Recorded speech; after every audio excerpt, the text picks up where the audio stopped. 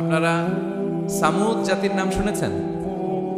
তাদের কাছে আল্লাহ তাআলা একজন নবী পাঠিয়েছিলেন, নাম হচ্ছে সালেহ আলাইহিস সালাম। আল্লাহ নবী সালেহ আলাইহিস সালাম, তিনি তাদেরকে দাওয়াত দিলেন যে হে আমার জাতিগোষ্ঠীর লোকেরা, এক আল্লাহর ইবাদত করো। তারা অবাধ্য হলো। তিনি সত্যের পথে আহ্বান করলেন, তারা এই কথা শুনল না। একটার পর একটা আল্লাহর পায়গাম আসে, তারা অবাধ্য হয়, তারা আল্লাহ তাআলার আদেশকে মানে না। সবশেষে সামুদ পুত্র, তারা আবার খুব শক্তিশালী ছিল। তারা পাহাড় কেটে আর্কিটেকচার করে ডিজাইন করে কিভাবে আবাসন তৈরি করতে হয়, পাহাড়ি এলাকায় মাউন্টেইন এলাকায় কিভাবে আবাসন তৈরি করতে হয়, এটার ব্যাপারে এক্সপার্ট ছিল। তো তারা সালেহ আলাইহিস সালামকে বলল, সালেহ তুমি পাগল, তুমি জাদুকর, তুমি যে আল্লাহর কথা বলছো আমরা মানবো এক শর্তে, যদি এই পাহাড়ের ভেতর থেকে 10 মাস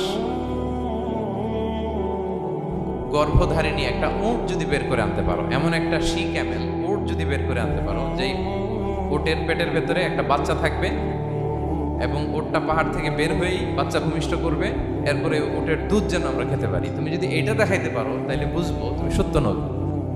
দোয়া করলেন, আল্লাহ আমার এই জাতি সামুদ, তারা তো চেয়েছে যে পাথর ভেতর থেকে যদি একটা উট বেরোয়, ওর যদি বাচ্চা দেয় আর দুধ দেয়, তাহলে তারা তোমাকে মেনে নেবে। আল্লাহ তুমি মেহেরবানি করে এই মিরাকেল, এই মুআজিজা তুমি তাদের দেখিয়ে দাও।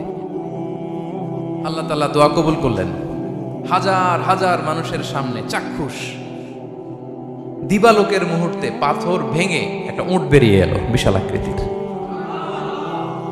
এবং 10 মাস গর্ভধারিণী উট, সাথে সাথে এই উট বেরিয়ে বাচ্চা প্রসব করবে, এবং সাথে সাথে এই ওলান থেকে উটের দুধ বেরোতে লাগলো। হাজার হাজার লোক এটার ওলান থেকে দুধ নিয়ে তারা তৃপ্ত হল। আচ্ছা, এই মুহূর্তে তাদের কি করা উচিত ছিল বলেন তো? আশহাদু আল্লা ইলাহা ইল্লাল্লাহ ওয়া আশহাদু আন্না মুহাম্মাদার রাসূলুল্লাহ ওয়া আশহাদু আন্না সালিহান নাবিয়ুল্লাহ, এটা পড়া দরকার ছিল না? দরকার ছিল। কিন্তু তারা একের পর এক ওয়ার্ড তুমি করতে করতে করতে করতে চাক্ষুষ দিনের বেলা এত বড় একটা মুআজিজা দেখার পরেও তারা অস্বীকার করল। সালেহ ইসলাম বললেন, তোমরা তোমাদের ওয়াদা পূরণ করো। তারা বললো, তুমি বড্ড বড় জাদুকর, তুমি যেন তেন জাদুকর না, তুমি পাহাড়ের ভেতরে জাদু ঢুকাই ফেলছো। কি মনে হয় তারা লিমিট ক্রস করে ফেলছে না? এবার ক্রস করছে না? তারা সীমা লঙ্ঘন করে ফেলেছে। দে ক্রসড দেয়ার লিমিট। এবার তো আর ছাড় দেওয়া যায় না, কারণ আমি আপনাদের বলেছি শুরুতে যে আল্লাহ সব সময় ধরে না, কিন্তু যখন ধরে ছাড়ে না।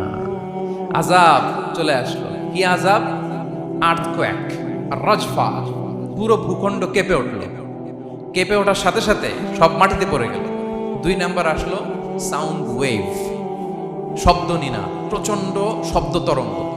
জিবরাইল আলাইহিস সালাম ওই এলাকার উপরে এসে এমন জোরে চিৎকার মারলেন, ওই চিৎকারে সামুদ গোত্রের প্রতিটি লোক কানের পর্দা ফেটে মুহূর্তের মধ্যে লাশ হয়ে জমিনে পড়ে রইল।